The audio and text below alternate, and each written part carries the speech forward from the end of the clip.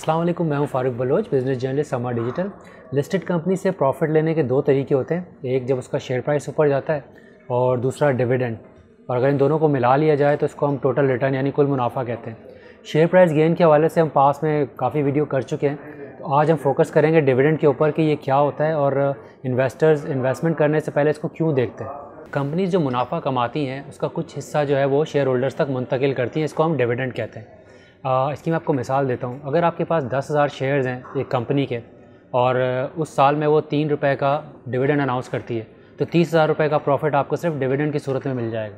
और अगर इसी साल उसका शेयर जो है वो 2 रुपये ऊपर भी चला जाता है तो 20,000 का मुनाफा आपको वहाँ से भी मिल जाएगा। तो जो टोटल आपका प्रॉफिट होगा यानी डिविडेंड और शेयर प्राइस गेन मिलाकर वो 50,000 रुपये तक चला जाएगा। शेयर प्राइस का जो मुनाफा है वो काफ़ी रिस्की होता है, क्योंकि रोज़ाना की बुनियाद पर, इनफैक्ट घंटों और मिनटों की बुनियाद पर भी उसमें उतार चढ़ाव आता है। उसके मुकाबले में जो डिविडेंड है काफ़ी स्टेडी और सिक्योर प्रॉफिट होता है। यानी पहली वाली मिसाल को मैं दोहराता हूँ कि अगर आपको एक कंपनी 3 रुपये का डिविडेंड देती है एक साल में और उसका जो शेयर प्राइस है उसी साल में 2 रुपये गिर भी जाता है, तो भी नेट बेसिस पे आपको 1 रुपये का मुनाफा हो जाता है। लेकिन ये ज़रूरी नहीं है कि हर कंपनी हर साल ही जो है वो अपना डिविडेंड शेयर होल्डर्स को मुंतकिल करे। जो अच्छी और मैच्योर कंपनीज होती हैं वो ज़्यादातर डिविडेंड देती हैं, हर साल ही देती हैं। और कुछ कंपनीज़ होती हैं जो कि सारा का सारा डिविडेंड जो है वो शेयर होल्डर्स को नहीं देती, प्रॉफिट ट्रांसफ़र नहीं करती, बल्कि उसको री इन्वेस्ट कर लेती हैं अपनी एक्सपेंशन के लिए, ग्रोथ के लिए, या अगर लॉस में जा रही हो तो भी वो डिविडेंड नहीं देती हैं। अच्छा, अब आपको कैसे पता चलेगा कि आपकी कंपनी डिविडेंड देगी या नहीं देगी?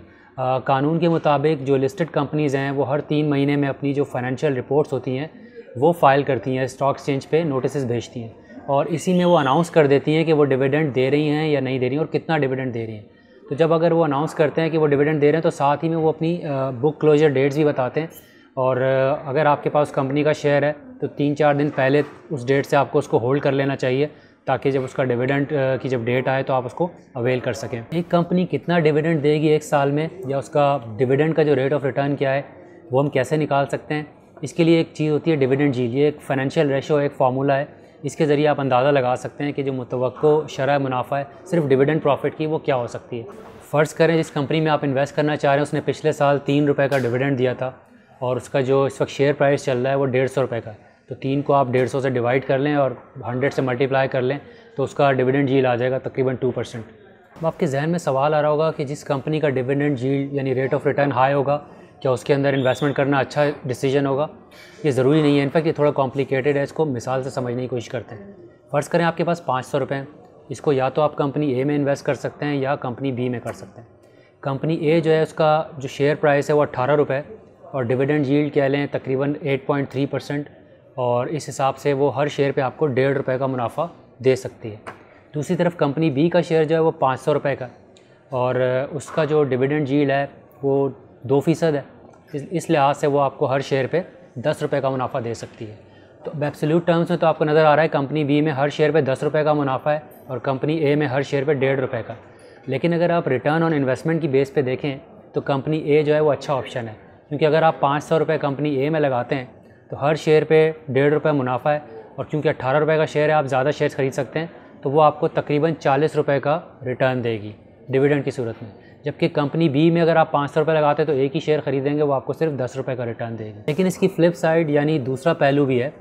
यूँ कह लीजिए कि कंपनी बी जो है वो आपको दिखने में महंगी लग रही है क्योंकि 500 रुपये का एक शेयर है, लेकिन इसका ये मतलब भी है कि इन्वेस्टर को उसमें वैल्यू नज़र आ रही है जब भी वो इतना महंगा शेयर ख़रीदने को तैयार है, या उसको लगता है कि ये कंपनी आगे ग्रो करेगी और इसका शेयर प्राइस और ऊपर जाएगा। अब फ़र्ज़ करते हैं अगले साल में कंपनी बी जो है उसका शेयर प्राइस 500 से 200 रुपये के इजाफे के बाद 700 पे चला जाता है, और कंपनी ए जो है उसका डिविडेंड यील्ड तो ज़्यादा है लेकिन उसका शेयर प्राइस ऊपर नहीं जाता, तो टोटल रिटर्न की बेस पे अब कंपनी बी अच्छा इन्वेस्टमेंट ऑप्शन बन जाएगी क्योंकि ये ज़्यादा रिटर्न दे रही है। इसीलिए कहते हैं कि जब आप स्टॉक मार्केट में इन्वेस्ट करेंगे तो सिर्फ डिविडेंड यील्ड की बेस पर आप नहीं देख सकते, बल्कि आपको दोनों चीज़ें देखनी चाहिए कि अगर किसी कंपनी का डिविडेंड यील्ड अच्छा है तो उसके ग्रोथ प्रॉस्पेक्ट्स क्या हैं, और अगर किसी का डिविडेंड यील्ड कम है तो क्या आगे शेयर प्राइस में बहुत ज़्यादा गेन आएगा उसमें। तो इन दोनों चीज़ों का कॉम्बिनेशन आप देखकर फिर इन्वेस्टमेंट का डिसीजन लेते हैं। तो जब कंपनी आप कंपेयर कर रहे हैं एक दूसरे से तो डिविडेंड यील्ड और शेयर प्राइस गेन दोनों के हवाले से आप ये 2-3 चीज़ें ज़रूर देख लें। एक तो कि जो कंपनी जिसमें आप इन्वेस्ट करना चाह रहे हैं उसका जो डिविडेंड का रिकॉर्ड है, यानी पिछले 5 साल का 10 साल का डेटा उठा के देख लें, देखें क्या वो कंसिस्टेंट है, क्या वो कंसिस्टेंटली डिविडेंड पे कर रही है। दूसरी चीज़ आप ये भी देख लें कि जो कंपनी आपको डिविडेंड यील्ड अच्छा दिखा रही है, क्या उसके कैश रिजर्व्स इतने तगड़े हैं कि वो आपको डिविडेंड भी दे और साथ साथ अपनी ग्रोथ पे इन्वेस्ट भी करे, अपनी एक्सपेंशन पे इन्वेस्ट भी करे। क्योंकि वो पैसा जो वो इन्वेस्टमेंट कर सकती है अपनी ग्रोथ के लिए, अगर वो डिविडेंड में शेयर होल्डर्स को खुश करने के लिए दे रही है, तो it could be a sign, it could be a warning कि ये अच्छी चीज़ नहीं है। उसकी वजह ये है कि अगर कंपनी अपने ऊपर इन्वेस्ट नहीं करेगी और ग्रो नहीं करेगी, एक्सपैंड नहीं करेगी, तो उसका शेयर प्राइस ऊपर नहीं जाएगा लॉन्ग टर्म में, क्योंकि परफॉर्मेंस से लिंक होता है। तो ये दोनों चीज़ आपको देखनी चाहिए। फिर एक और चीज़ देख लें कि जो डिविडेंड यील्ड नज़र आ रही है आपको, वो कम से कम जो बैंक में टर्म डिपॉजिट रेट्स होते हैं या सेविंग्स अकाउंट का प्रॉफिट रेट होता है, उससे बेहतर होने चाहिए, वरना स्टॉक में इन्वेस्टमेंट करने की और रिस्क लेने की ज़रूरत क्या है। इस वक्त जो हमारी स्टॉक एक्सचेंज की जो कंपनीज है, उनका डिविडेंड यील्ड बहुत अच्छा है, बरतानिया और अमेरिका के मुकाबले में तकरीबन दुगना है।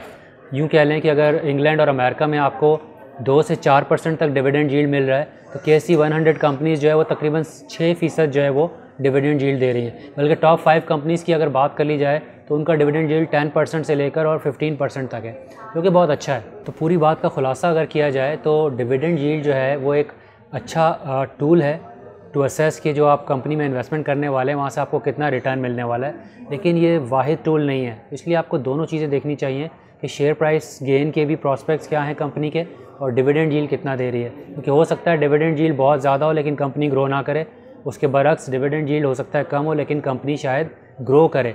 तो ये दोनों चीज़ अगर आप देखेंगे तो आप टोटल रिटर्न में हमेशा फ़ायदा उठाएंगे। इस डिविडेंड के हवाले से अगर आपको मज़ीद कुछ क्वेश्चंस करने हैं या मैं कोई फ़ीडबैक देना है आज की वीडियो के हवाले से, आप कमेंट्स में लिख सकते हैं। वीडियो को शेयर करके भी हमें फ़ीडबैक दे सकते हैं। और till we meet next time, take care.